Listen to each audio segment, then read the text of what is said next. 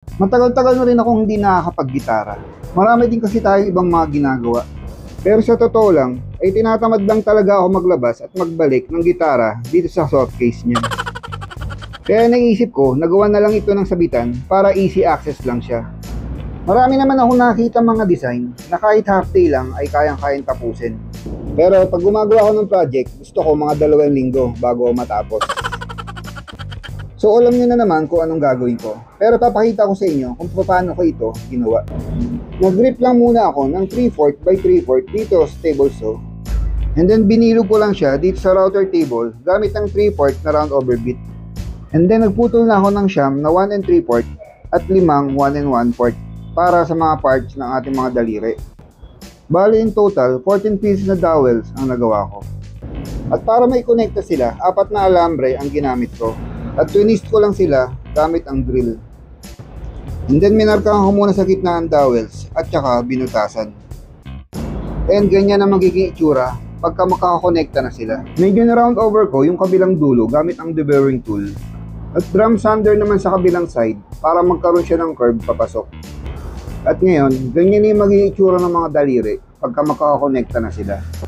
Nag-cut naman ako ngayon ng 2 3/4 inch na plank. At pagdidikitin ko ang dalawang ito para kumapal, at ito ang gagawin kong pinakapalm niya. Pinortehan ko naman ito gamit ng D-sander at drum sander. Binutasan ko naman ito gamit ang Forstner bit na paglalagyan ng mga daliri. At pagkatapos mabutasan, patuloy ko itong kinortehan. At para naman sa braso niya, tinabas ko lang ng 45 degrees yung mga kanto ng kahoy at tinabas ko muna yung kabilang dulo ng 70 degrees angle bago ko bilugin ito gamit ang spoke shave. At niliha-liha ko lang ito para pumino yung pagkabilog niya. Then after that, pinutol ko na ito using the same angle. Gumamit ako ng dowel dito para i-connecta yung braso niya sa likod ng kamay. At ginamitan ko ito ng CA glue para i-connecta at mabuo ang aking kamay. Then after sanding sealer and lacquer finish, kinabit ko na rin siya sa kanyang mounting plate.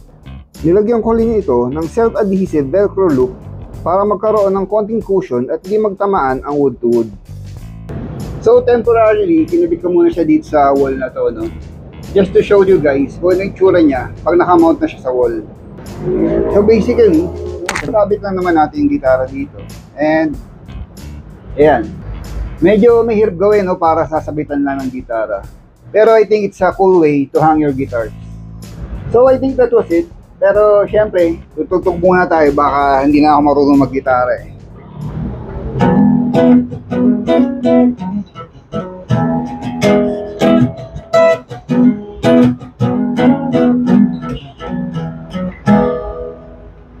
Lately, I can tell that something ain't right.